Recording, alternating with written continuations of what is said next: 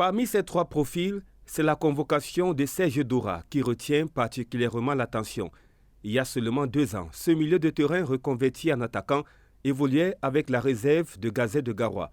Peu utilisé la saison dernière en MTN Elite One, il s'est révélé cette année comme l'un des meilleurs finisseurs du championnat camerounais.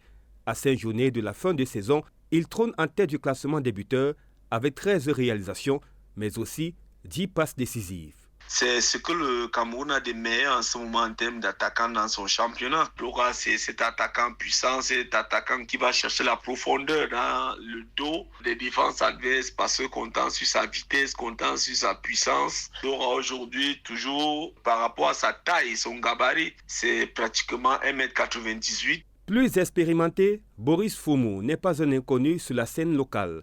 L'avant-centre d'AS Fortuna a déjà connu la sélection A' et figurait la saison dernière parmi les 6 finalistes du Ballon d'Or camerounais. Même s'il n'a pas remporté ce trophée honorifique, il s'est imposé comme l'un des joueurs les plus réguliers du championnat avec 17 buts inscrits lors du dernier exercice. Boris Foumou, c'est un right, ça veut dire que c'est un joueur hybride. Il peut évoluer sur le côté et glisser facilement. Il peut évoluer attaquant dos, goal de profil. Vous comprenez qu'il est par exemple dans une équipe comme AS Fortuna, mais il est en train de tirer cette équipe par rapport à son talent, par rapport à ses valeurs. Florent Batom, lui, poursuit une ascension discrète mais prometteuse.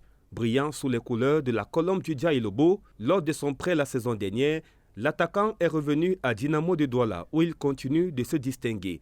Son triplé face à Victoria United en début du mois a définitivement attiré l'attention du staff technique national. C'est un attaquant complet, un véritable striker qui dégage beaucoup d'énergie. Cela se démontre à travers les résultats de son club ces derniers temps. Vous avez vu Dynamo, ça va tourner, mais au final, ils vont s'imposer. Et je crois qu'il a encore plus gagné les points à travers le triplé qu'il a inscrit à 2 ou 3 journées. Plusieurs cadres laissés au repos pour ce rassemblement du mois de juin.